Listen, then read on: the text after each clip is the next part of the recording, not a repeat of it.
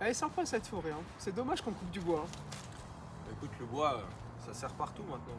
On fait des meubles, des charpentes, on s'en sert aussi pour fabriquer du papier et pour se chauffer l'hiver. D'où l'importance d'avoir une gestion durable des forêts. Mais malgré tout ça, en France, on n'aura jamais aussi peu exploité le bois. Ah ouais, ok. En plus, ce qui est génial avec le bois, c'est que c'est un matériau renouvelable.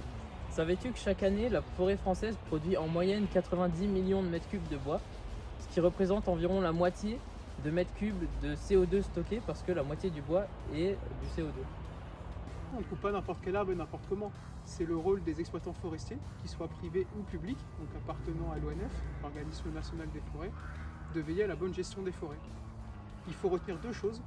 On ne coupe pas plus que ce que la forêt est capable de produire, et à chaque arbre coupé, un arbre est Mais est-ce planté. que c'est toujours le cas? Est-ce que parfois l'argent n'influerait pas quand même sur la gestion de la forêt? Bien pour s'en assurer, il existe différents labels, comme le PEFC ou le FSC. Ces labels servent à attester que le bois provient d'une forêt gérée durablement. Malheureusement, certains exploitants forestiers préfèrent une coupe rapide, sans se soucier des conséquences pour l'environnement. Mais il n'existe pas d'autres solutions que ces coupes rases? Bah, heureusement, il y a des organismes qui gèrent de façon équitable et durable la forêt, comme l'ONF par exemple. Donc l'ONF gère 11 millions des 25 millions d'hectares de forêt en France, hein. Un peu moins de la moitié.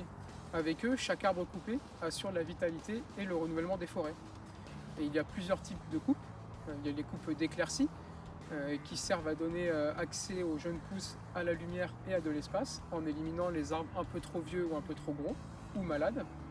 Et il y a d'autre part les coupes de régénération.